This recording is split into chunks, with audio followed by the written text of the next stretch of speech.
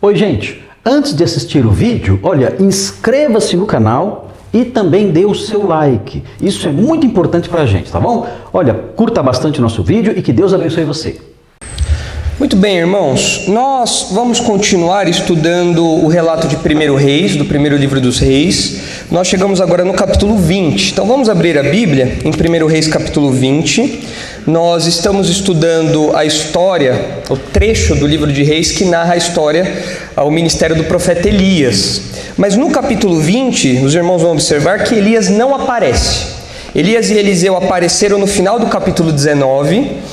Elias chamou Eliseu para ser seu sucessor. Nós estudamos esse chamado. Nós vimos que Eliseu era tipo um rei do gado, rico, provavelmente de boa condição, mas ele abandona tudo para seguir o chamado de Elias sendo seu sucessor. Mas agora Elias e Eliseu desaparecem por esse capítulo. Nós não temos Elias e Eliseu aparecendo aqui. Esse capítulo se concentra no rei Acabe, que é o grande vilão do ministério do profeta Elias. Talvez ali um dos reis mais pagãos, um dos reis mais idólatras que Israel teve, o reino do norte. E no capítulo 20 nós temos em foco a obstinação de Acabe. Então o tema do nosso estudo hoje se foca na obstinação do rei Acabe. Ele é alguém obstinado, alguém que não se arrepende, alguém que não muda, alguém que mesmo diante da ação poderosa de Deus, continua nos seus caminhos idólatras, continua no paganismo, continua rejeitando a Deus, sem mudança nenhuma. Acabe aqui é a representação viva da obstinação. Então, se os irmãos olharem o capítulo 20, os irmãos verão que é a narrativa de alguns conflitos militares. O capítulo 20 compõe 2 conflitos militares e uma reação de Acabe. O capítulo 20 é muito grande, tem 43 versículos. E não tem como eu abordá-lo versículo por versículo, como geralmente nós fazemos, senão a gente precisaria fazer uma vigília aqui para cobrir os 43 versículos. Então, como nós vamos fazer? A gente vai adotar uma dinâmica um pouquinho diferente. Então, os irmãos precisam me acompanhar. Não é difícil, não é mistério, não é nada. É simples de acompanhar aqui. Nós vamos ler o capítulo 20, é um capítulo longo, mas nós vamos lê-lo juntos. E enquanto nós estivermos lendo, nós vamos detectar algumas coisas que eu vou apontar aqui no quadro para nós. E eu vou explicando alguns detalhes importantes. Existem detalhes da narrativa que são simples de entender, que não precisam de explicação. A simples leitura você já entende. Agora tem alguns detalhezinhos que às vezes por questões culturais nós não conseguimos entender. Então o que a gente vai fazer aqui hoje é ler o capítulo 20, tendo já algumas ideias em mente. Vou pedir para o Guilherme já projetar o primeiro slide ali. Tendo em mente essa mensagem central aqui. O ímpio reage à ação graciosa de Deus com obstinação. O ímpio reage à ação graciosa de Deus com obstinação. Então nós vamos detectar isso aqui no texto enquanto estamos lendo, certo? E nós vamos dividir a nossa abordagem em um contraste entre a ação graciosa de Deus e a reação obstinada de Acabe, que já apareceu ali na tela. A ação graciosa de Deus, nós percebemos isso nos versículos de 1 a 30, e dos versículos 31 até o final do capítulo, nós percebemos a reação obstinada de Acabe. Então nós vamos perceber esses detalhes aqui no texto. Nós vamos lendo e percebendo isso, ok? Alguns versículos, como eu disse, são simples. A gente vai ler e vai entender. Outros a gente vai dar um pouquinho mais de atenção. E depois eu quero destacar para os irmãos onde nós percebemos com mais ênfase a ação graciosa de Deus no texto e onde nós percebemos com mais ênfase a reação obstinada de Acabe. Esse texto é importante para nós, claro, é a palavra de Deus, mas esse texto é importante para nós especialmente no campo prático do nosso dia a dia, porque muitas vezes nós pensamos que quando Deus age poderosamente, quando Deus faz um milagre, quando Deus livra uma pessoa de alguma coisa, Deus cura a pessoa do Covid, Deus dá um grande livramento para a pessoa, a gente pensa, agora a pessoa vai virar crente. Não é assim que funciona com a fé cristã, não é assim que funciona com o trato de Deus com o seu povo na Bíblia. Geralmente é o contrário.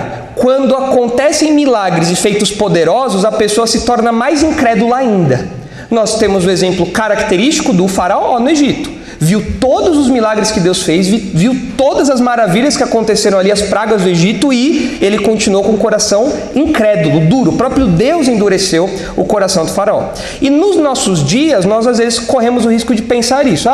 Se aquela pessoa pegou Covid, ficou entubada, ficou à beira da morte, mas Deus livrou, então agora ela vai se tornar crente, vai virar pastor, vai ser diácono, pastor, missionário, vai ser uma bênção. Não é assim que funciona. A ação poderosa de Deus, as tragédias, o juízo que Deus traz, não é garantia de conversão. E Acabe é a representação viva disso. Nós podemos ser crentes maduros e lembrar que o pecado humano endureceu e endurece muito o nosso coração, muito, ao ponto de Acabe ver tudo o que vai acontecer aqui e ainda assim ele dar mancada. E Acabe não está longe de nós. O que acontece com Acabe acontece com os incrédulos hoje do mesmo jeito e pode acontecer conosco em algum grau também. Então nós vamos ler o texto com essa perspectiva aqui. O ímpio reage à ação graciosa de Deus com obstinação. A nossa primeira leitura, a nossa primeira cavalgada aí nesse texto, a nossa primeira empreitada nesse texto, vai dos versículos 1 ao 30. E a gente vai lendo e apontando, tentando detectar isso daqui. Certo? Estão comigo? Podemos ir então? Então vamos lá. 1 Reis, capítulo 20, vamos ver a ação graciosa de Deus, que é respondida por Acabe com obstinação, rebeldia, desprezo, que vai dos versículos 1 a 30. Vamos lá. A ação graciosa de Deus, 1 Reis 21. Ben-Hadad, rei da Síria, ajuntou todo o seu exército. Havia com ele 32 reis e cavalos e carros. Subiu, cercou a Samaria e pelejou contra ela. Aqui Ben-Hadad provavelmente é um título real. Como faraó, é um título de realeza, não é necessariamente o nome de uma pessoa, que é um título real. E a Síria, não a Assíria, a espaço Síria. Os arameus vão ser uma pedra no sapato de Israel por um bom tempo. Inclusive, no livro de Reis, nós temos, sob o governo de Acabe, sob o reinado de Acabe, nós temos 3 confrontos aqui com os sírios, com os arameus. Nós temos esse que vai acontecer agora, um que vai acontecer no ano seguinte e mais um terceiro conflito no capítulo 22. Ou seja, esse pessoal aqui deu muita dor de cabeça para Israel. Guimel, põe por favor o mapa aí para os irmãos localizarem por que eles deram tanta dor de cabeça. A Síria ficava logo acima do reino de Israel. Lembra que nós estamos falando do reino dividido, reino do norte, reino do sul, reino de Israel, reino de Judá. A Síria ficava logo acima dali. Então era fronteira, era fronteiriço ali com Israel. E o Ben-Hadad, o rei da Síria, o principal ali da Síria, sitiou Samaria, que era a capital de Israel. Então as intenções de Ben-Hadad vão ficar bem claras aqui. Ele queria exercer influência completa naquela região. E ele estava caminhando aí para isso. Então ele foi até Samaria e sitiou Samaria ali. É importante nós lembrarmos que Israel acabou de sair de uma seca.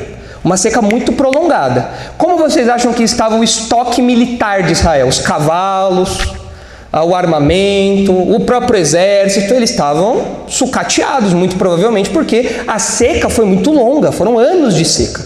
Deixou um estrago grande aí. E eles estavam lidando com um exército que era poderoso. O exército arameu, o exército sírio, era um exército poderoso. Então eles estavam com um problemão. Vamos seguir aí agora, versículo 2.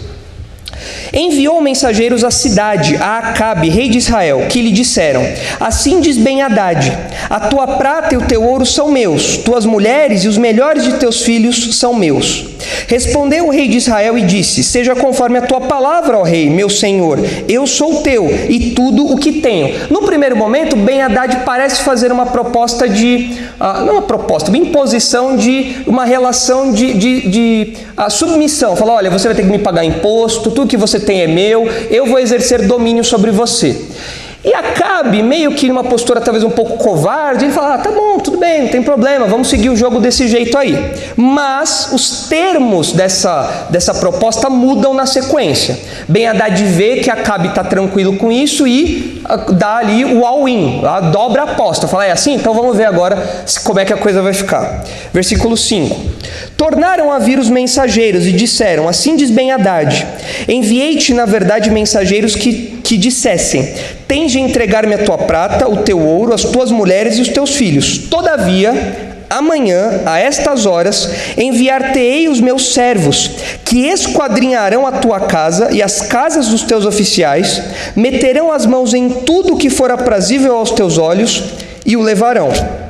Então o rei de Israel chamou todos os anciãos da sua terra e lhes disse: notai e vede como este homem procura o mal, pois me mandou exigir minhas mulheres, meus filhos, minha prata e meu ouro, e não lhe neguei. Todos os anciãos e todo o povo lhe disseram: não lhe des ouvidos, nem o consintas. Pelo que disse aos mensageiros de Ben-Hadad: dizei ao rei meu senhor: tudo o que primeiro demandaste do teu servo farei, porém isto agora não posso consentir. E se foram os mensageiros e deram esta resposta. Então, no primeiro momento, Acabe falou: tá bom, eu vou me submeter ao meu senhor. Inclusive, ele fica chamando Ben-Hadad de meu senhor. É um detalhe importante do texto esse. Ele fica, meu senhor, ele está mostrando sujeição. Então, eu não vou bater de frente, mas agora a proposta que você fez, vou entrar na minha casa, no meu palácio, vou entrar na casa dos meus oficiais, vão pegar o que quiserem, aí não tem condição. Aí não dá para eu concordar com uma coisa dessa. E o povo, obviamente, falou: Acabe, é óbvio que não, né? Você está doido de aceitar um negócio desse? Não tem condição. Então, o cerco está se armando. A situação está começando a ficar complicada para Acabe e para Samaria. Versículo 10. Ben-Hadad tornou a enviar mensageiros dizendo: façam-me os deuses como lhes aprouver, se o pó de Samaria bastar para encher as mãos de todo o povo que me segue. Ou seja, Ben-Hadad está falando para Acabe: eu vou destruir Samaria completamente. Samaria inteira vai virar pó. Então é uma ameaça forte aqui. Porém, versículo 11, porém o rei de Israel respondeu e disse: dizei-lhe, não se gabe quem se cinge como aquele que vitorioso se descinge. Aqui esse versículo é importante, porque nós percebemos que Acabe tem parentesco com Fernando Cabral, né? Os irmãos lembram que o pastor Isaac disse que o Fernando tem os provérbios, né?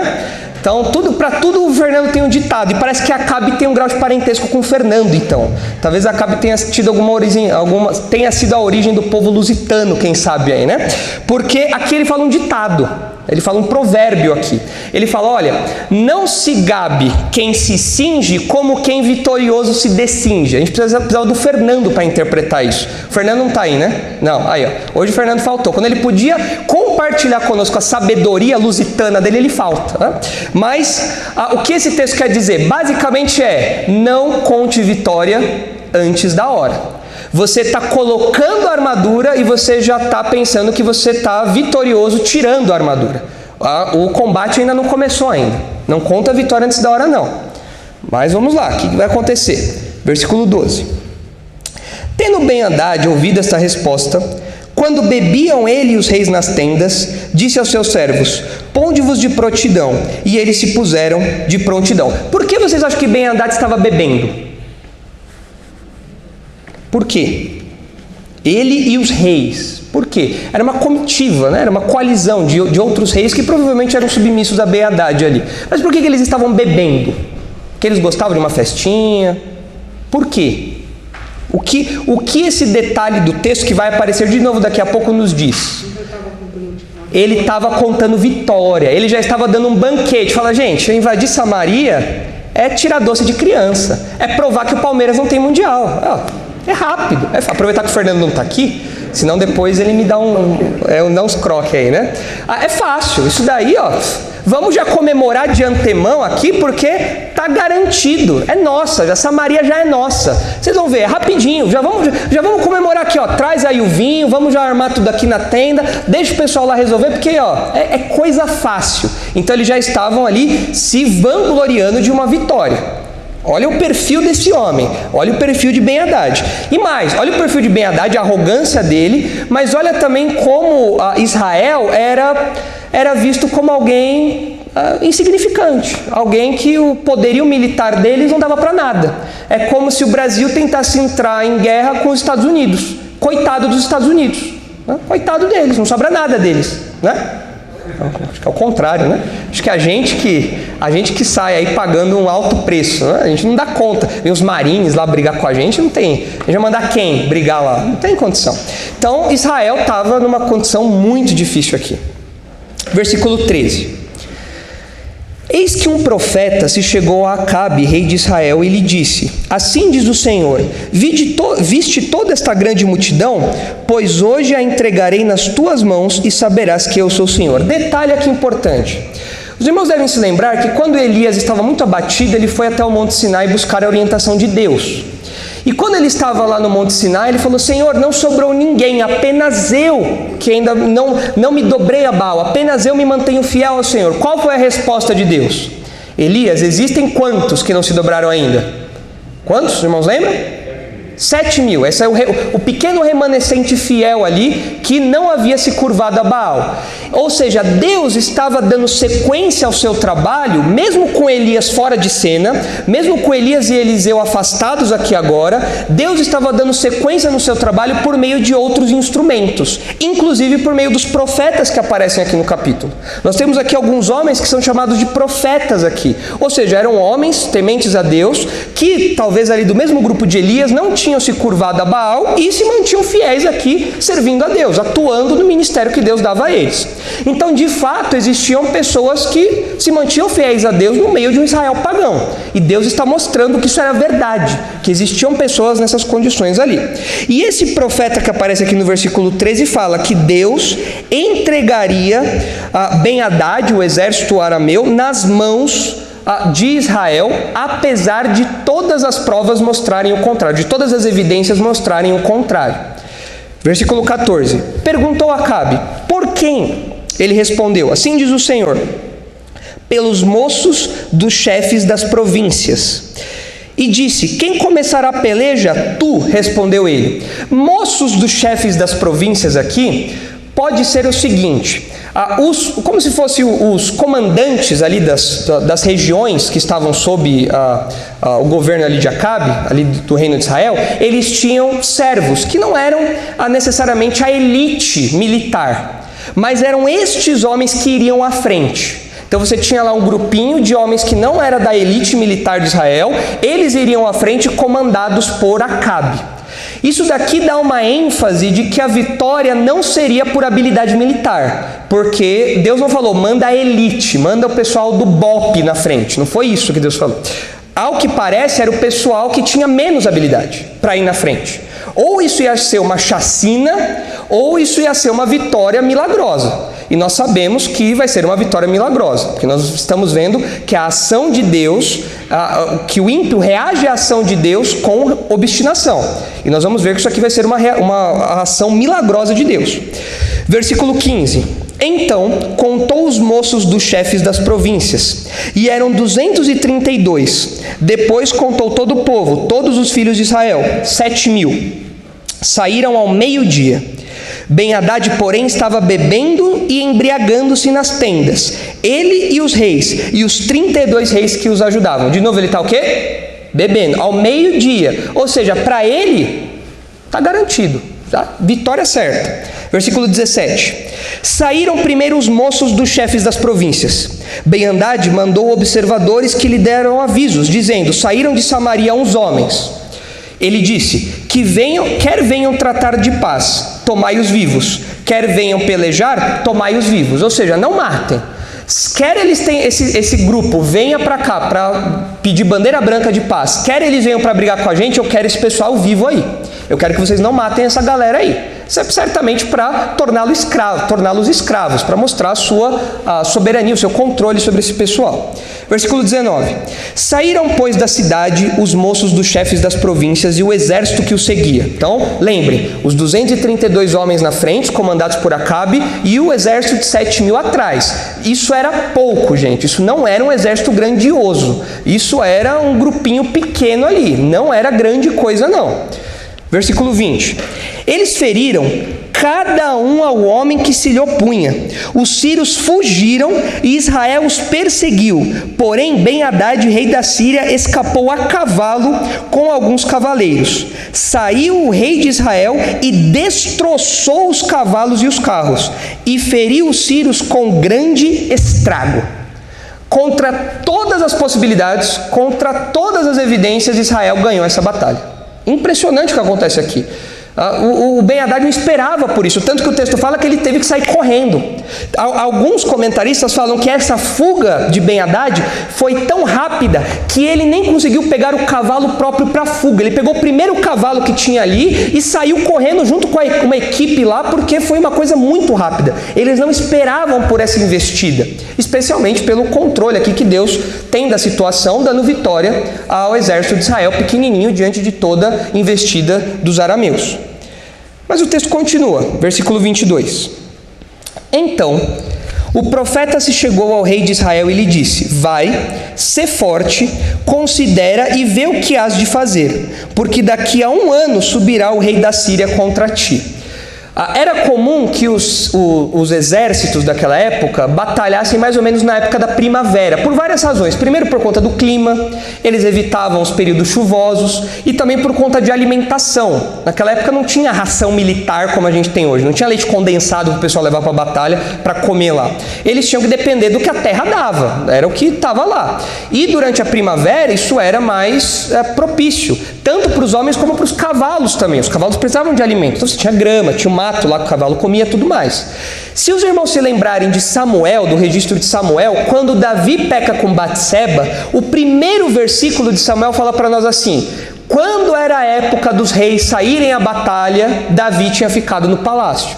Então parece que no mundo antigo, naquela região, havia uma época específica em que os reis batalhavam, fugindo das chuvas, do mau tempo, da escassez de alimento e assim por diante. E parece que aqui o profeta está falando: olha, Deus está revelando que na virada do ano, ou seja, no próximo período de guerras, Ben-Hadad vai subir contra você de novo. Então, fique esperto, vá se preparando desde já.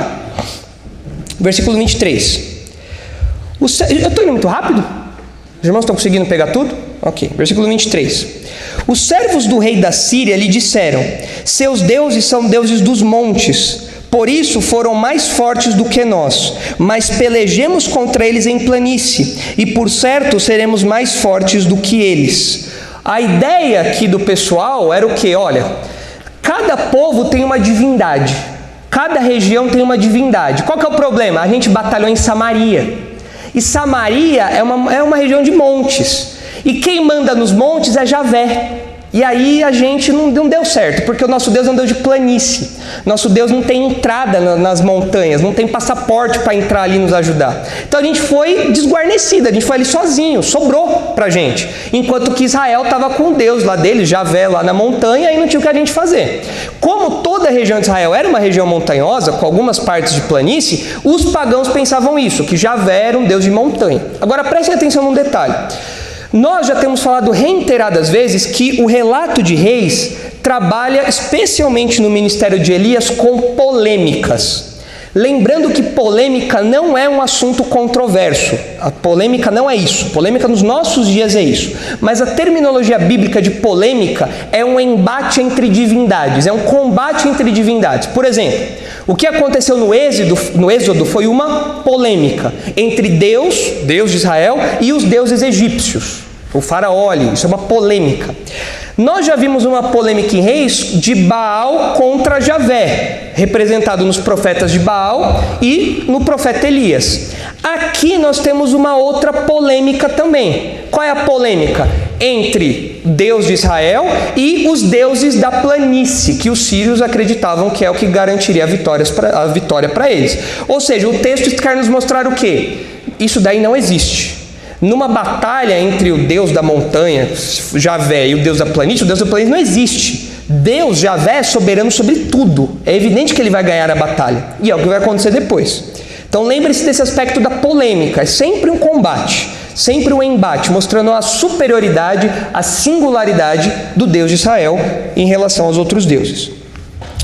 Versículo 24. Faze, pois, isto: tira os reis, cada um do seu lugar, e substitui-os por capitães, e forma outro exército igual em número ao que perdeste, com outros tantos cavalos e outros tantos carros, e pelejemos contra eles em planície, e por certo seremos mais fortes do que eles. Ele deu ouvidos ao que disseram, e assim o fez. Ben-Hadad falou o seguinte: a gente tem que mudar um pouco da estratégia também. A gente não pode confiar só na questão do Deus da montanha, da planície. A gente pode ter dado um pouco de mancada também. Vamos mudar uma estratégia aí. Tira o pessoal, coloca outro, dá uma remanejada, monta o exército de novo para a gente subir depois. Versículo 26. Decorrido 1 ano, Ben-Hadad passou revista aos sírios e subiu a Afeca para pelejar contra Israel. Nós não sabemos onde é essa Afeca. Alguns dizem, existem várias Afecas. Tem algumas cidades que tem um nome que serve para várias cidades. Até no Brasil tem isso. Uma cidade, um nome de uma cidade em várias cidades. Aí nós não sabemos qual é essa Afeca. Alguns acham que essa Afeca é uma Afeca que ficava próxima ao Vale de Jezreel. O Vale de Jezreel, Guilherme, tem como botar o seletor aí, mais ou menos? Fica ali bem embaixo, um pouquinho para cima, um pouquinho mais. Aí, um pouquinho para baixo. Um pouquinho mais, um pouquinho mais, um pouquinho mais aí. Mais ou menos aí nessa região. Um pouquinho mais para a direita, aqui um pouquinho. Aí, um pouquinho mais para baixo agora. Pronto, mais ou menos aí. Então aí era o Vale de Jezreel, mais ou menos. Então alguns falam, pode ser que essa Afeca seja nessa região aqui. Nós não sabemos onde era. O fato é que era numa planície. Então, as descrições batem com essa daqui. Mas isso daí é controverso. Tem gente que fala que é outra Afeca e assim por diante. Então, não dá pra gente saber. Em todo caso, era um lugar plano. Isso que é importante para nós sabermos aqui. Obrigado, Guilherme. Versículo 27. Também aos filhos de Israel, se passou revista. Foram providos de víveres e marcharam contra eles. Os filhos de Israel acamparam-se defronte deles como 2 pequenos rebanhos de cabras, mas os sírios enchiam a terra. A descrição que o texto faz aqui é engraçada, porque você tem um exército muito grande de frente para Israel, e o exército de Israel é como dois grupinhos de cabra, praticamente filhote, ali, dois grupinhos de bezerrinho ali. Então, parece que Israel se dividiu, então você tinha uma frente aqui, outra frente ali, 2 grupos de batalha, mas era ridículo, era 2 grupinhos era risível aquilo. Não tem condição. Dois grupinhos minúsculos contra milhares. Era muita gente. Era como que você pegar os 300 de Esparta lá, você vê o pessoal vindo ali, imagina 150 de um lado e 150 do outro. Só que o problema é que Israel não era espartano. Israel não tinha um conhecimento militar assim de grande destaque, ainda mais agora nesse tempo do reino dividido aqui. Era terrível, e um exército enorme ali batendo de frente com eles. Versículo 28. Chegou um homem de Deus. Vejam de novo a presença do profeta aqui. 7.000 que não se curvaram a Baal. Chegou um homem de Deus e falou ao rei de Israel e disse: assim diz o Senhor, porquanto os filhos disseram, o Senhor é Deus dos montes e não dos vales, toda esta grande multidão entregarei nas tuas mãos, e assim sabereis que eu sou o Senhor. Notem, por que Deus garantiu a vitória aos israelitas? Por quê? Qual foi o motivo? Olhando para o versículo 28, qual foi o motivo? Porque eles haviam falado que Deus era um Deus de monte e não de planície, ou seja, Deus não é soberano sobre a terra toda. Deus falou, eu vou mostrar para eles que eu sou. Então, em última instância, essa batalha não era apenas uma batalha de Israel, era uma batalha do próprio Deus. Deus está reafirmando a sua soberania total, completa sobre a terra. Essa é uma batalha de Deus, ok? Ainda que Deus use Israel como instrumento. Guardem essa informação, ela vai ser importante mais para frente, quando nós nos atentarmos a um detalhe do texto. Versículo 29. 7 dias estiveram acampados uns defronte dos outros. Ao 7º dia, travou-se a batalha. Os filhos de Israel, num só dia, feriram dos sírios 100.000 homens de pé. Os restantes fugiram para Afeca e entraram na cidade, e caiu o muro sobre os 27.000 homens que restaram. Ben-Hadad fugiu, veio à cidade e se escondia de câmara em câmara. Qual foi o tamanho do vexame dos arameus aqui? Enorme. Aquele rebanhozinho lá de cabrinha lá que ninguém dava nada, bateu 100.000 homens, muita gente. Você pensar, uma baixa dessa daqui era considerável. E o pessoal que sobrou fugiram para a cidade. O que aconteceu com o muro da cidade? desabou em cima deles. Talvez ali no meio da fuga, o muro desabou. Nós não sabemos se foi algo sobrenatural, certamente foi uma direção divina aqui para que isso acontecesse, mas nós não sabemos se foi algo decorrente de alguma tentativa deles, alguma investida militar, enfim. O fato é que a baixa foi muito grande. E o Ben-Hadad fugiu. Veja que o Ben-Hadad tem uma habilidade especial. Ele, na hora que o bicho pega, o que ele faz? Foge. Ninguém vê o cara. E o texto fala que ele se esconde de quarto em quarto, de câmara em câmara. Ou seja, ele entrava nos lugares e ficava pulando de um lugar para o outro. Igual acontece no Rio de Janeiro, quando tem briga na favela, quando tem perseguição na favela, você vê os bandidos entrando numa casa na outra. Foi isso que Ben-Hadad fez aqui, tentando poupar a própria vida, se salvar ali. Então, até o versículo 30, pode avançar, Guimel. Até o versículo 30, nós vemos a ação graciosa de Deus. Irmãos, foi uma ação muito graciosa, contra todas as possibilidades, contra todas as evidências. Israel venceu não uma, mas 2 vezes uma investida dos arameus. Realmente foi uma ação muito poderosa, muito grandiosa, muito graciosa de Deus. Mas vamos dar uma pausa aqui. Vamos agora fazer alguns destaques, ok? Então os irmãos entenderam até aqui o texto? Essa é a maior parte. Entenderam tudo? Não é difícil, não é uma narrativa simples, mas espero que tenha ficado claro para vocês. Agora, nós vamos fazer alguns destaques panorâmicos do que nós lemos, tá bom? Para os irmãos fixarem algumas verdades relacionadas à ação graciosa de Deus. Guimel, pode colocar a primeira aí. Veja só alguns detalhes importantes. Em primeiro lugar, Deus mostra a sua ação graciosa porque Ele ainda fala por meio dos profetas. É importante nós vermos que nos versículos 13 e 14, no versículo 22 e no versículo 28, nós vemos Deus falando por meio dos profetas. Olha, Deus vai dar a vitória ao povo, faça isso, faça aquilo. Deus continua dirigindo o povo por meio dos profetas, apesar da infidelidade e da idolatria de Acabe de Israel. Ou seja, Deus continua sendo misericordioso, gracioso. Ao invés de entregar o povo de Israel para os arameus, Deus fala, não, eu vou dar vitória para esse povo, eu vou dirigi-los por meio dos meus profetas, eu vou orientá-los por meio da minha instrução e vou dar a vitória a eles anunciada por meio desses meus servos. Então nós vemos aqui que Deus ainda se comunica com Acabe, com Israel por meio dos profetas, e isso é uma mostra da ação graciosa de Deus. Nós precisamos lembrar sempre disso. Enquanto Deus está falando, isso demonstra a sua ação graciosa em nos buscar. Enquanto Deus está falando conosco, Ele está dando mostras da sua ação graciosa em nos buscar. Se os irmãos se lembrarem da história de Saul, primeiro rei de Israel, se os irmãos se lembrarem da história de Saul, quando Saul havia sido rejeitado, ele estava num conflito militar, à beira de um conflito militar, e ele queria a orientação de Deus para saber se ele ganharia ou não aquela batalha. Qual é o problema? 1 Samuel 28 relata para a gente. Qual é o problema? Deus não falava com Saul de jeito nenhum.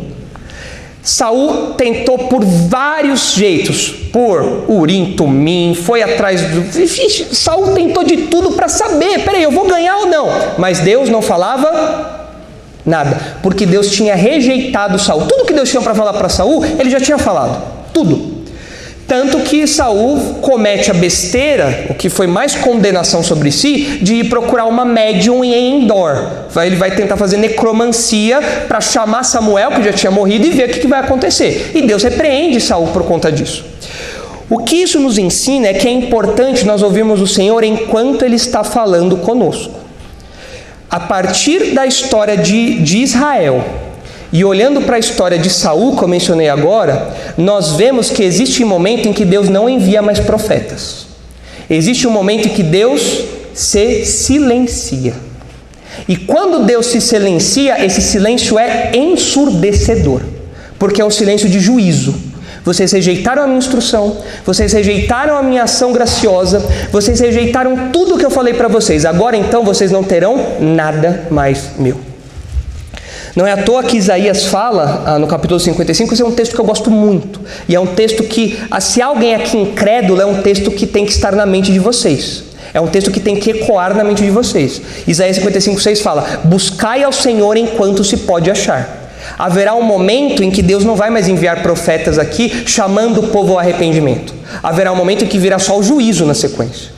Então, se há alguém aqui que ainda não crê em Cristo como Salvador, vocês estão ouvindo o Evangelho hoje. Hoje, todo domingo vocês ouvem o Evangelho. Todo domingo vocês ouvem a morte de Cristo pelos nossos pecados, a oferta de Jesus na cruz, como nós precisamos aceitar essa oferta para ser livre da ira de Deus. Vocês estão ouvindo os profetas falando aqui. Profetas, os pastores, pregadores, professores falando. Vocês estão ouvindo. Deus ainda está falando. Deus está se comunicando. Mas haverá um dia em que Deus não chamará mais ao arrependimento.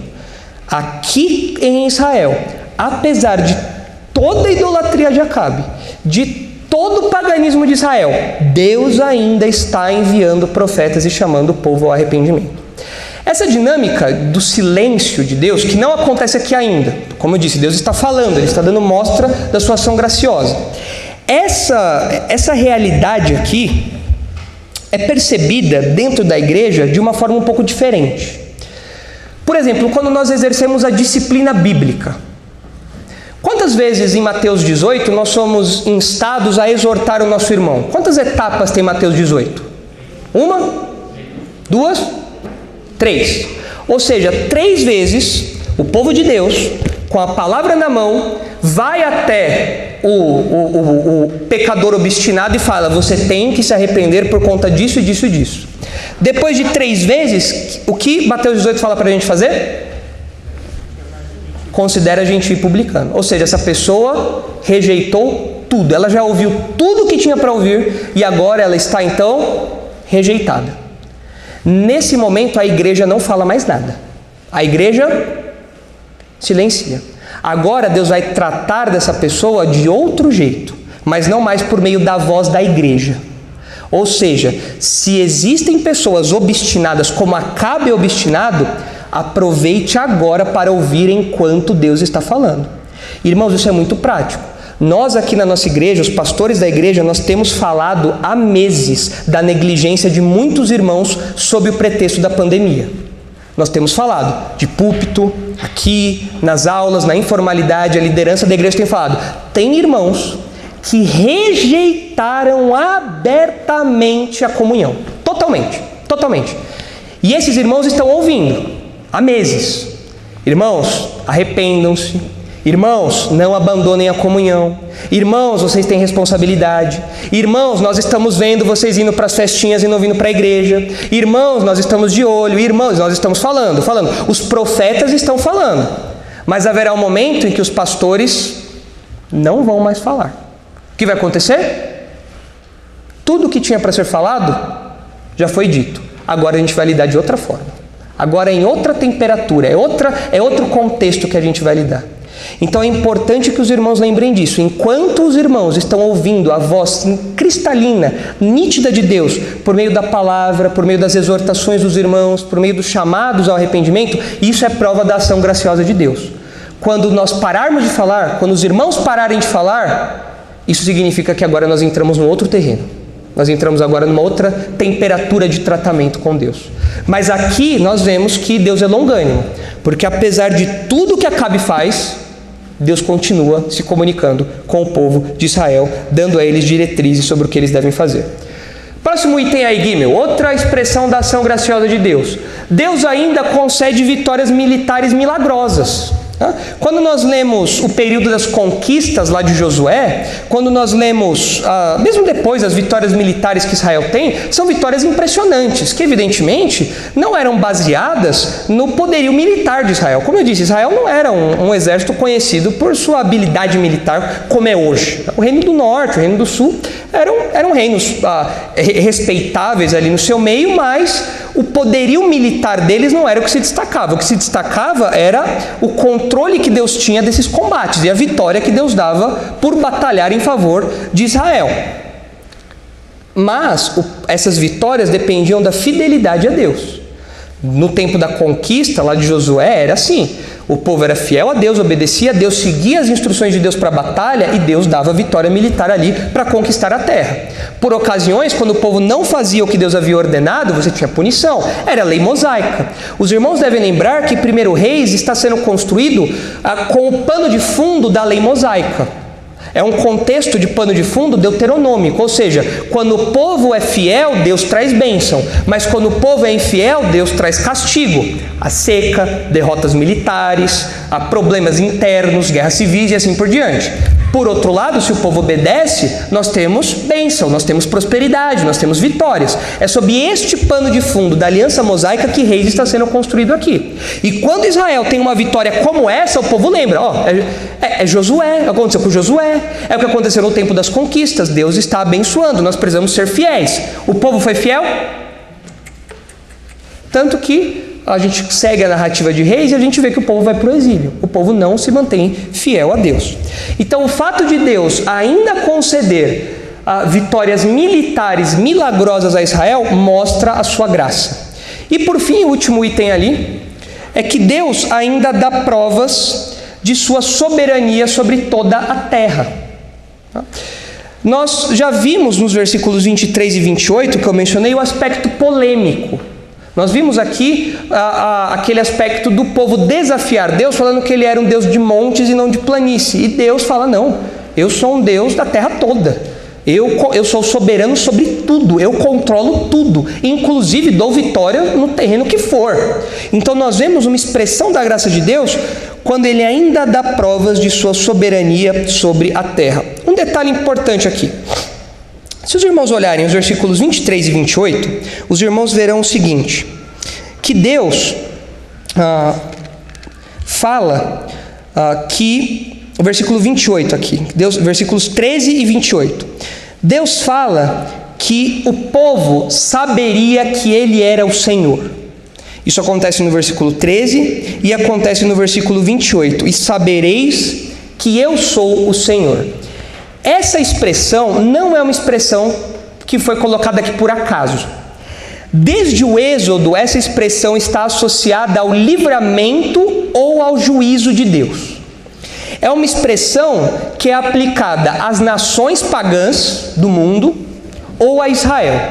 Ou Deus livra Israel, como aconteceu lá no Êxodo, quando fala que os egípcios e o próprio povo de Israel saberia que Deus era o Senhor, ou diante do juízo contra as outras nações, o povo saberia que Deus era o Senhor também. Vamos ver alguns textos que reforçam essa tese. Olha só, vamos ler lá Êxodo, rapidinho. Êxodo capítulo 10, me acompanha aí. Vamos entender um pouco a importância dessa expressão aqui. Êxodo capítulo 10. O que quer dizer saberão que eu sou o Senhor? Não é algo meramente cognitivo, não é. É algo que tem a ver com o livramento, o julgamento de Deus, mostra o seu caráter incomparável e mostra um Deus soberano colocando a história nos trilhos. Deus está colocando a história nos trilhos, seja por meio do livramento, seja por meio do julgamento. Olha só Êxodo 10, versículos de 1 a 2.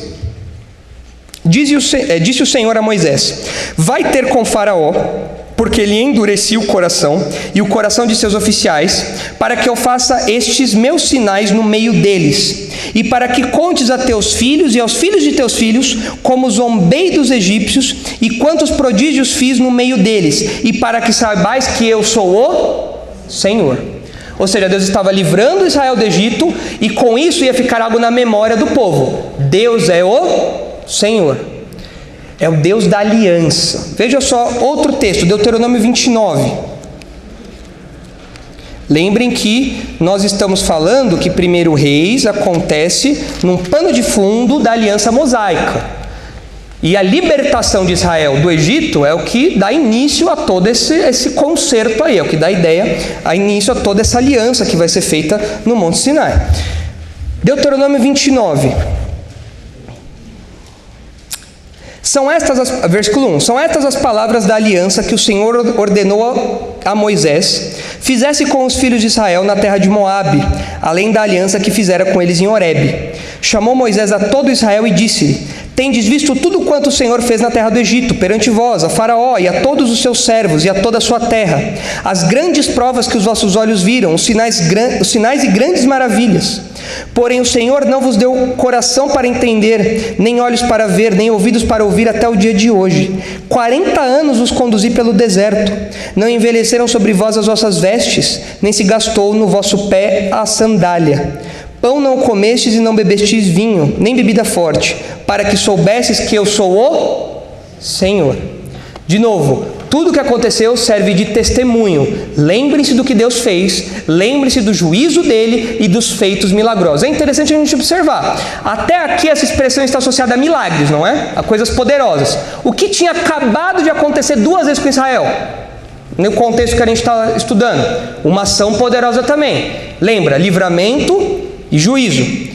Depois, essa expressão aparece em Isaías, essa expressão aparece em Jeremias, mas onde essa expressão mais aparece é em Ezequiel. Em Ezequiel, essa expressão aparece, alguns dizem, mais de 60 vezes. É o livro que tem mais expressão dessa por versículo quadrado. É muitas vezes. Inclusive alguns falam que esse é o propósito de Ezequiel, que diante das nações, Deus vai trazer juízo a elas, vai se mostrar poderoso, fiel ao seu caráter, fiel à sua aliança, vai punir o mal de todas as nações, vai punir inclusive Israel, mas vai restaurar Israel depois também. Então saber que Deus é o Senhor não é uma coisa cognitiva. Eu tenho algumas ideias sobre quem Deus é onipotente, Deus é onisciente. Não é isso. Não é algo cognitivo. Saber que Deus é o Senhor é algo que aponta primeiro para o seu poder, porque Ele livra e traz juízo. A sua soberania completa. Ele livra e traz juízo. E também para a sua fidelidade, porque Ele cumpre a sua aliança. Ele cumpre aquilo que Ele diz que Ele vai fazer. Seja punir as nações, seja restaurar Israel. Então, quando nós estamos lá em 1 Reis, e nós vemos que essa expressão aparece 2 vezes, para que vocês saibam que eu sou o Senhor, nós temos que lembrar disso. Deus está mostrando a sua soberania, Deus está mostrando que Ele livra Israel e Deus está mostrando que Ele pune as nações pagãs. Aqui no caso, os arameus, no caso Ben-Hadad. Agora, isso daqui nos ensina algo importante. O mesmo Deus que livra é o Deus que condena poderosamente. Deus livra poderosamente? Livra. Mas Deus também condena poderosamente? Condena. Deus traz juízo também. Nós vivemos em dias em que as pessoas não sabem quem é o Senhor. As pessoas não sabem, as pessoas brincam com Deus. As pessoas zombam de Deus. As pessoas acham que Deus é um comparsa neutro nas questões morais. Não é assim. Deus pune o mal poderosamente, Deus restaura poderosamente, Ele faz isso por sua soberania e por sua fidelidade. Deus se faz conhecido tanto pelo seu livramento como pelo seu juízo. Muitas vezes nós somos tentados a ver a Deus como alguém que só executa seu poder, a sua força, a sua autoridade quando Ele livra, quando Ele nos livra, ou quando Ele livra alguém de uma situação. Mas nós temos que lembrar que esse Deus, o nosso Deus, o Deus bíblico, é o Deus que por meio do seu juízo, por meio do seu julgamento, Ele também mostra o seu poder, a sua soberania e a sua glória. Então todos, ao final da história, todos vão saber que Deus é o Senhor. Não uma ideia meramente cognitiva, não é algo meramente intelectual, é algo prático. Eles vão ver o que Deus vai fazer. Eles vão perceber o juízo de Deus. Eles vão falar, isso só pode vir das mãos de alguém que é soberano e de alguém que cumpre a sua palavra. Então nós precisamos ter isso em mente. O mesmo Deus que livra poderosamente é o Deus que pune poderosamente. Nós precisamos lembrar disso para que nós tenhamos uma visão equilibrada de Deus. Irmãos, Deus nos livra de muitas coisas. Mas o Novo Testamento fala que Deus também disciplina os seus filhos. Nós precisamos lembrar dessa verdade. O crente é alguém equilibrado. O crente não é alguém que vê Deus apenas como um grande amigão. Deus é um Deus que nos livra, nos protege, cumpre ali a sua palavra, nos dá tudo aquilo que precisamos. Ele cumpre as promessas que Ele faz para nós. Deus nos prometeu várias coisas. Mas Ele também disse que Ele disciplina os filhos a quem Ele ama. O mesmo Deus que livra é o Deus que pune. Nós precisamos ter isso em mente. Nossa visão sobre Deus tem que ser uma visão mesclada por essas coisas para que a gente tenha temor, reverência, cuidado diante de Deus, do modo como nós nos aproximamos de Deus. E o profeta sabe disso aqui. Ele fala, Deus vai mostrar que Ele é o Senhor, trazendo punição aos arameus e livramento a Israel. Mas vamos caminhar agora aí para o final, para que a gente consiga terminar a tempo aí. Estão entendendo tudo? Entenderam a ação graciosa de Deus? Qual deveria ser a postura de Acabe? Como Acabe deveria reagir aqui? Diante disso tudo, o que Acabe tinha que fazer? Senhor, me perdoa, eu fui pagão até aqui, eu vou dar um jeito na minha esposa, vou mandar ela ficar quieta, porque Jezabel também era pagã demais, eu vou dar um jeito aqui, vou tomar outro rumo na minha vida, Israel agora vai adorar só a Deus. É isso que acontece? Porque ações poderosas de Deus não são garantias de conversão. Vamos ver a sequência aí agora, focando na reação obstinada de Acabe. Versículo 31. Então lhe disseram seus servos: eis que temos ouvido, Ben-Hadad está fugido aí, e os servos de Ben-Hadad falam, eis que temos ouvido que os reis da casa de Israel são reis clementes.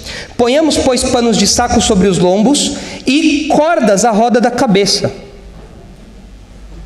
Som. Foi. O Ben-Hadad ficou bravo aqui agora. Falou, o Ben-Hadad aqui ficou nervoso. Mas a situação dele não está boa, né? Olha só. Cordas à roda da cabeça e saiamos ao rei de Israel. Pode ser que ele te poupe a vida. O que os servos de Ben-Hadad estão falando? Olha, vamos dar bandeira branca, vamos erguer a bandeira branca aí, vamos botar roupa de pano de saco que mostra arrependimento, que mostra rendição, e vamos colocar corda, provavelmente corda no pescoço. Os irmãos já devem ter visto filmes antigos onde os prisioneiros eram amarrados no pescoço, nas mãos, eram levados. A ideia é de alguém que está mostrando completa servidão. Estamos nos rendendo aqui a Acabe. E realmente o testemunho que eles têm aqui de que os reis de Israel eram clementes, eram mais misericordiosos que os demais, era um testemunho verdadeiro, porque os outros reis do Oriente Médio eram muito maus. É só ver o exemplo da Assíria. A Assíria era terrível, os reis não tinham misericórdia, era desastre completo, era chacina o negócio. Os reis de Israel não, tinham uma tratativa um pouco mais clemente, até mesmo pelas instruções que Deus dava. Na lei você tinha coisas muito sérias ali, realmente coisas bem sanguinárias, mas você tinha expressões de misericórdia que se destacavam dos outros povos. Então o povo sabia disso, os arameus sabiam disso, e eles falam isso para o rei.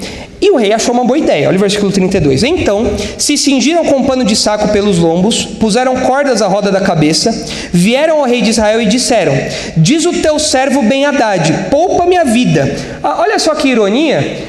Quem que chamava quem de servo antes? Quem que se chamava de servo antes? Quem era servo de quem? Lá no começo do capítulo. Acabe era servo de Ben-Hadad ou Ben-Hadad era servo de Acabe? Acabe era servo de Ben-Hadad. Agora a coisa inverteu. Olha só, o mundo dá voltas, né? O mundo dá volta e vacilão gira, né? Olha o que aconteceu aqui. Ben-Hadad rodou. Agora quem está chamando de servo é o bonzão lá, o Ben-Hadad, que estava bebendo, comemorando vitória antes da hora. Olha a ironia aqui. Olha como Deus às vezes é irônico no seu juízo. Deus pega o soberbo e lança o soberbo lá embaixo, falando: você se acha o bonzão? Vou te mostrar vou te mostrar onde você vai estar então. Não era você que ia transformar Samaria em pó? Olha o que aconteceu pela segunda vez. Você não levou só uma perda, você teve duas derrotas. E agora ele está humilhado, ele fala: o seu servo Ben-Hadad, tem uma inversão aqui. Olha só. Poupa-me a vida. Disse Acabe: não, eu obedecerei ao Senhor e vou matá-lo. É isso que o texto diz aí? Não, o que o texto diz? Pois ainda vive, é meu parceiro, brother, meu camarada, meu amigão, a gente dividia a marmita, ali junto ali, ele conhece minha mãe, tem o telefone de casa. Ele conhece ali, sabe todo mundo. Ele gostava da minha irmã. É amigão. Isso daqui, evidentemente, não é a expressão que Acabe tem aqui, não é uma expressão de irmão de sangue. O que ele está falando é justamente isso. Não, nós somos parceiros. Nós não somos inimigos. Acabe, eu não sei o que acontece com Acabe.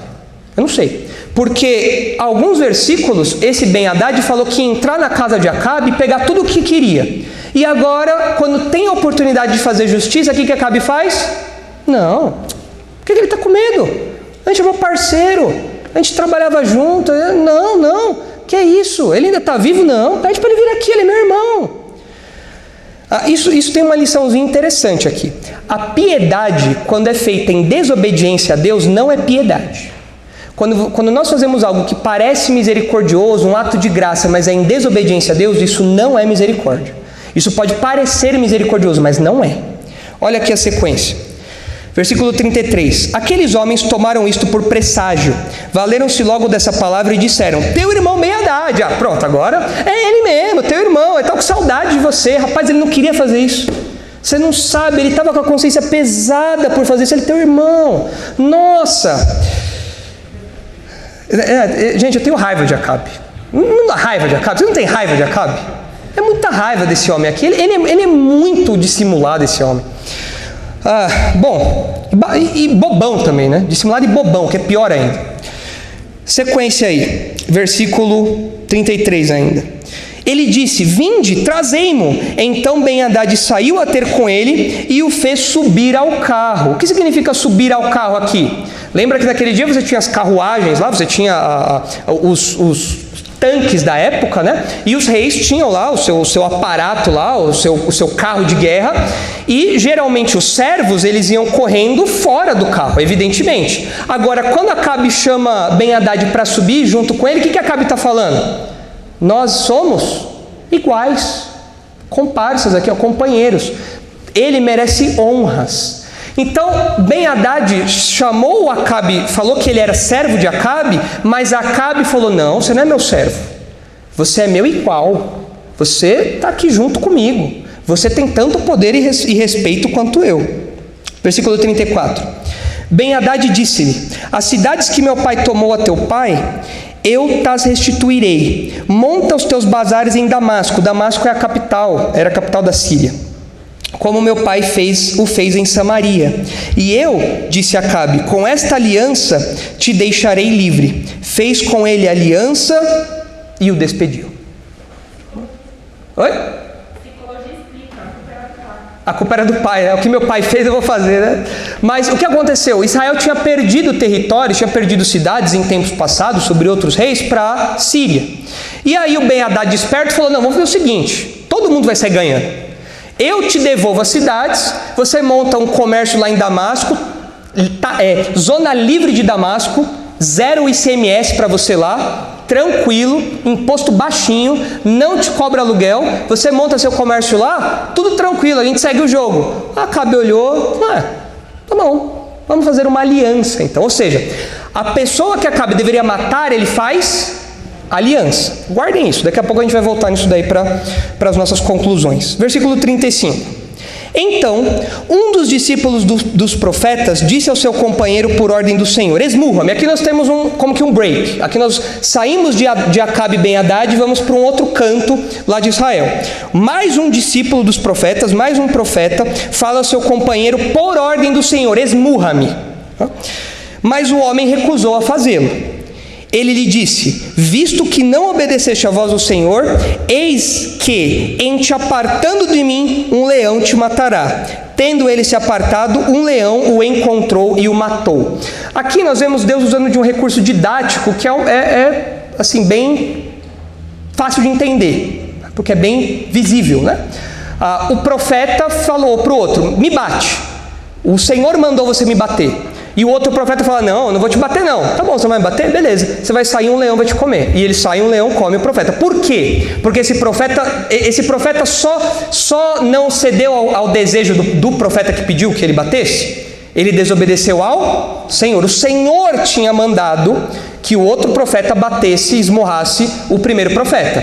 Então vejam, se Deus trata os profetas desobedientes desse jeito, como será que Deus tratará o Acabe desobediente? Vamos ver a sequência aí.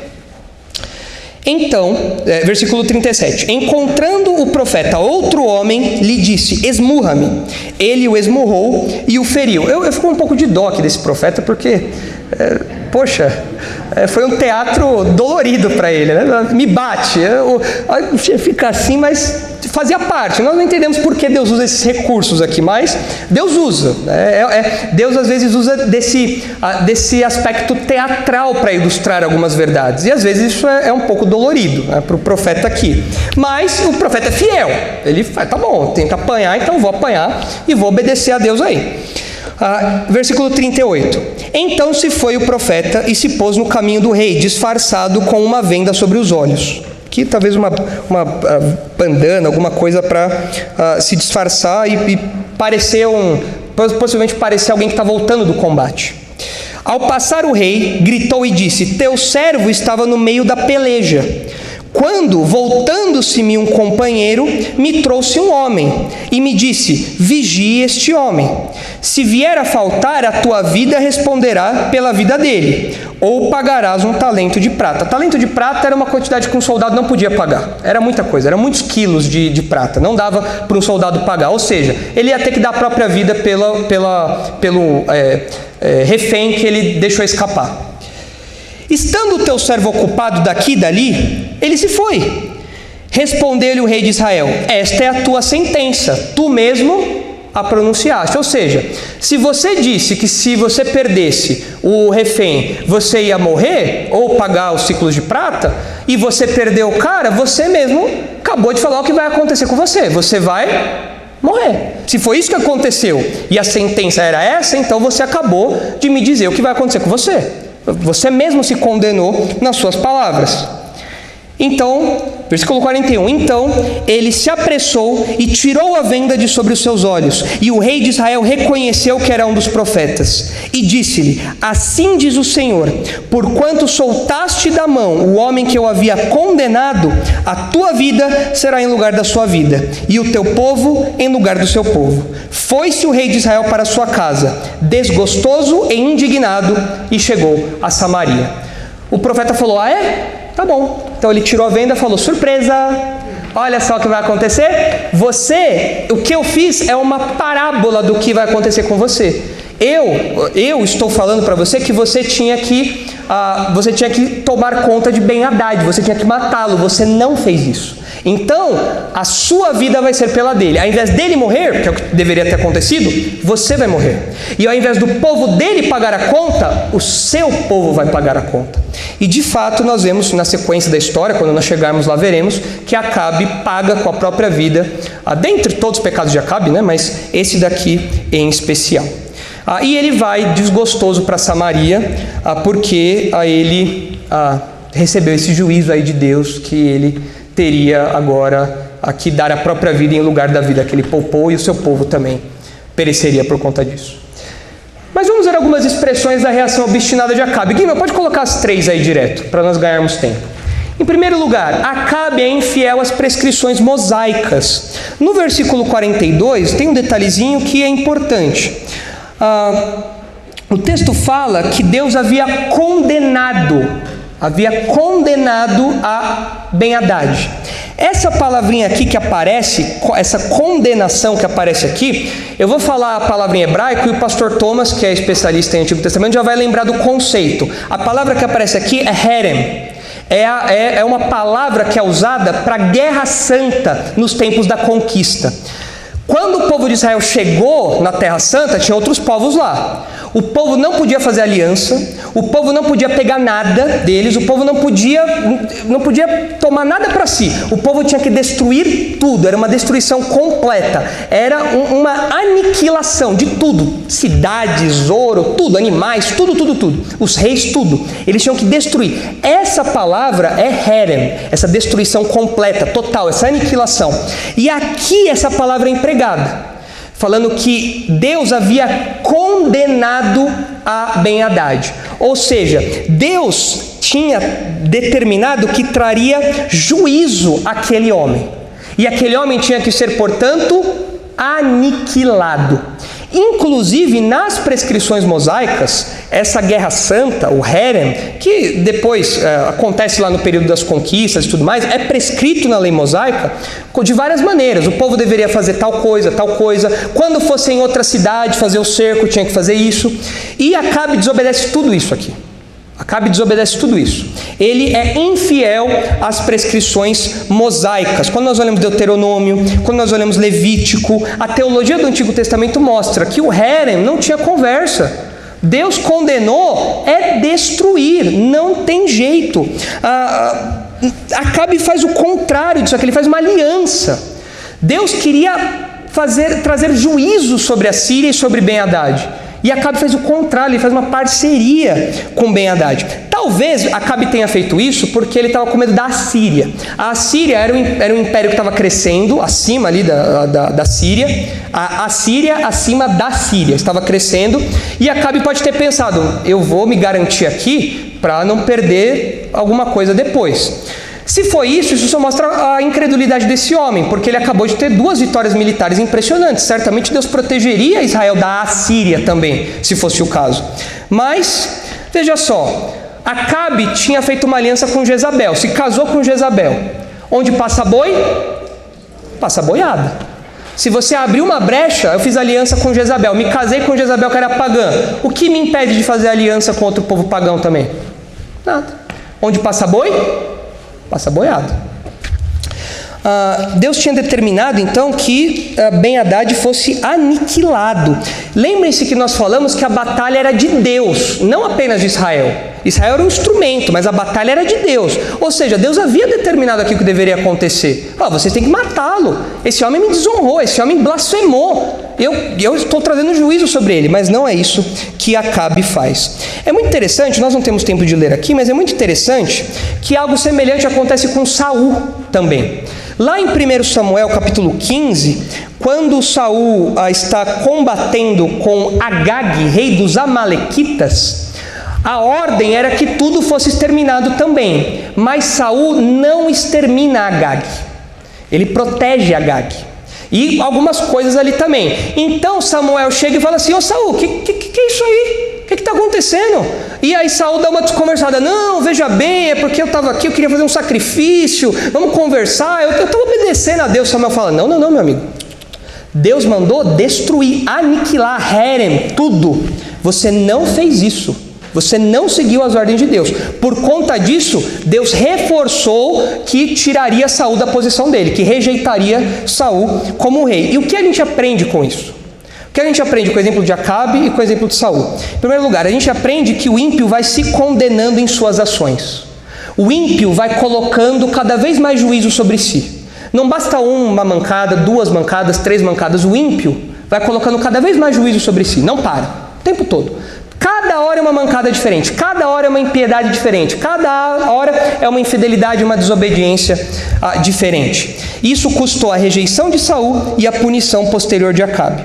Outra lição que nós aprendemos, tanto com Acabe como com Saul: não se faz aliança com aquilo que é rejeitado por Deus. O povo de Deus não pode fazer aliança com aquilo que Deus rejeita. Aquilo que Deus fala que é para destruição, o povo de Deus não pode fazer aliança. Lá em 1 Coríntios capítulo 5, nós vemos Paulo falando assim, olha, vocês não devem se associar com os impuros, com os imorais, com os idólatras, mas com esses eu não estou me referindo aos do mundo, porque eles estão lá no mundo, vocês teriam que sair do mundo. Eu me refiro àqueles que, se dizendo crentes, são imorais, idólatras, impuros. Esses vocês não devem nem comer. E é interessante que no contexto de 1 Coríntios 5, o camarada que está sendo disciplinado por imoralidade, o texto fala que a carne dele será destruída. Ou seja, o povo não deve se associar, o povo de Deus nunca deve fazer aliança com aquilo que Deus rejeita. Nunca, nunca. Nós não podemos ser amigos de pessoas que, se dizendo crentes, são imorais, são impuras, vivem aí dando vergonha para o Evangelho. Nós não podemos. Não se faz aliança com aquilo que é rejeitado por Deus. E uma última lição aqui nesse ponto: nosso Deus destina pessoas para a destruição completa. Nós temos que aceitar isso. Nosso Deus não é um Deus cor-de-rosa como as pessoas pintam. Nosso Deus é o Deus que usa instrumentos, os instrumentos que Ele quiser, para trazer juízo a nações e a pessoas. E esse juízo muitas vezes é a aniquilação completa, é a morte, é a destruição. Muitas pessoas ficaram indignadas recentemente porque a polícia matou Lázaro. Eu acho ruim esse cara ter o nome de Lázaro, porque eu lembro do Lázaro da Bíblia, né? E não tem nada a ver, esse cara não pode voltar a viver, ele tem que ficar morto mesmo, né?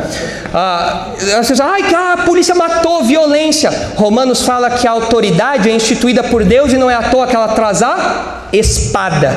Deus usa os instrumentos para cortar pescoço. Deus usa o instrumento para matar. Ele usa os instrumentos que Ele quiser. Se Deus mata, Ele tem poder e soberania para fazer isso. Nós temos que pregar isso, porque hoje em dia as pessoas pensam que Deus é cor-de-rosa, é aquele Deus, tadinho, tadinho, nossa. Deus não é assim. Quando Deus fala, eu vou destruir, ele usa o instrumento que ele quiser. Israel, Acabe, tudo. Inclusive hoje ele continua usando as autoridades com a espada para aniquilar os seus inimigos. Então nós precisamos lembrar disso. Porque isso, é claro, tem implicações no futuro. No futuro os inimigos de Deus serão aniquilados. Nós temos que ser consolados por isso, senão o mal sempre vai vencer. Mas nosso Deus não é um Deus assim. Nosso Deus é um Deus que aniquila, que consagra a destruição. É o Herem. Nós vemos aqui. Acabe é infiel às prescrições mosaicas, que incluía essa destruição completa. Sequência ali, item B. Acabe é cego quanto a seus próprios erros. Acabe tem a mesma cegueira a que Davi teve quando pegou com Batseba. Os irmãos lembram do episódio que Natã, em 2 Samuel, em que Natã vai confrontar Davi? Nós não temos tempo de ler aqui o texto, mas Natã chega para Davi e fala, conta uma história, igual o profeta fez aqui, conta uma história, olha, tinha um homem, tinha uma ovelhinha, o outro era rico, e aí Davi fica bravo e fala, não, esse homem que fez isso tem que morrer. Aí Natã fala, surpresa, o homem é você, Davi. O pecado deixa o ímpio cego. Agora é só o ímpio que fica cego por causa do pecado? Davi era ímpio? Mas a mesma coisa que acontece com Acabe, aconteceu com Davi. O que nos lembra que nós podemos cair na cegueira tanto quanto o ímpio pode cair. Nós temos que estar espertos, detectar os nossos próprios erros, avaliar a nossa condição. Falar, Senhor, me livra dessa cegueira. Me livra de ter alguém contando uma parábola como essa para a minha vida e falando surpresa, e eu ser o culpado. Me livra disso. Nós precisamos estar sempre atentos, porque isso é algo que pode acontecer com crentes e com incrédulos. Nós temos que estar atentos a isso. Acabe é cego quanto aos seus próprios erros. E C, o último item aí. Acabe é rebelde. Ele faz biquinho, né? Acabe é rebelde quando contrariado por Deus. O pior pecado que alguém pode cometer, meus irmãos, é a obstinação. Que é o tema da nossa aula ali, né? O ímpio reage à ação graciosa de Deus com obstinação. É o pior pecado que alguém pode cometer. Qual é o único pecado na igreja que leva à expulsão? É o adultério? É o roubo? O roubo gera expulsão da igreja? Gera? Roubo gera expulsão? Não? A mentira gera expulsão? Deixa eu ver. A falta de educação gera expulsão? Não vir na igreja gera expulsão? Qual é o único pecado que gera expulsão? Obstinação. O único pecado. É você ver a repreensão do povo de Deus e fazer biquinho, como Acabe fez aqui. Falar, ó, eu não quero saber. Eu estou desgostoso e indignado com o juízo de Deus. Eu não me arrependo. Eu vou continuar no meu pecado. E nós vamos ver a expressão dessa obstinação no capítulo seguinte, no episódio da vinha de Nabote. Nós vamos ver a que ponto isso chega. Mas nós vemos que a obstinação é o pior pecado que pode se abater sobre um homem. É o pior pecado, é aquele coração duro, que não se arrepende. E nós vemos então isso daí, ó. O ímpio reage à ação graciosa de Deus com obstinação. E é um grande contraste. De um lado a ação graciosa de Deus e do outro lado a obstinação. A ação graciosa de Deus é proporcionalmente grande à obstinação do ímpio. Ou seja, melhor, a obstinação do ímpio é proporcionalmente grande à maravilha que Deus faz, ao livramento que Deus dá a Israel. Meus irmãos, nós temos que lembrar dessas verdades. E como nós nos livramos da obstinação? Somente o Espírito Santo faz isso em nós. Enquanto o Espírito Santo não nos dá um novo coração, a Bíblia fala que nosso coração é de pedra. Nosso coração é morto. Talvez você tenha um coração de pedra aqui ainda. Talvez você esteja nos ouvindo depois aqui na internet e o seu coração ainda seja um coração de pedra, um coração que é obstinado, mas você está ouvindo hoje o Evangelho. O que Deus faz quando enviou o seu Filho, o que Deus fez quando enviou o seu Filho e faz ainda hoje quando nós nos arrependemos dos nossos pecados e confessamos Jesus como Salvador. Quando isso acontece, só assim nós podemos vencer a obstinação. Caso contrário, todo mundo vai ser Acabe para sempre. Sempre. E receber o juízo por conta disso. E nós como crentes temos que orar a Deus pedindo para que Deus nos livre da obstinação. Porque nós estamos sujeitos a ela tanto quanto qualquer outra pessoa. Que Deus nos livre disso. Amém? Cobrimos aí o capítulo, grande, né? Olha, é uma maratona, viu? Mas entenderam tudo? Vou tentar não fazer mais pregações de 43 versículos, tá? Porque é jogo duro, né? Cansa, mas a gente conseguiu cobrir tudo aí. Vamos orar, irmãos. Senhor, nós agradecemos pelo relato de Acabe, que nos alerta a respeito do perigo da obstinação. Obrigado, Pai, porque o Senhor é tão gracioso conosco. Inclusive hoje o Senhor continua derramando sua graça, sua bondade, sua misericórdia sobre nós. E quantas vezes nós, Pai, somos cegos como Acabe e mantemos o nosso coração obstinado, duro em obedecer ao Senhor. Por favor, atue em nós, Pai. Dá-nos um coração submisso ao Senhor, um coração que olha para as suas ações, um coração que olha para quem o Senhor é, que reconhece que o Senhor é Deus. E assim, Pai, que nós possamos ser o contrário de Acabe, que nós respondamos à ação graciosa do Senhor com obediência, com fidelidade, com amor ao Senhor. Esse é o nosso pedido, Pai. Livra-nos da obstinação. E é no nome do nosso Salvador Jesus Cristo que nós oramos e agradecemos. Amém. Oi pessoal, eu espero que vocês tenham gostado do vídeo e olha, por favor, não esqueçam de dar o seu like, não esqueçam de se inscrever no nosso canal, isso é muito importante para nós, e também não se esqueçam de compartilhar. O nosso objetivo é divulgar a palavra de Deus e queremos que você seja um cooperador aí trabalhando com a gente nesse esforço de fazer a mensagem do Senhor chegar o mais distante possível ao maior número de pessoas, tá bom? Contamos com vocês. Tchau, tchau.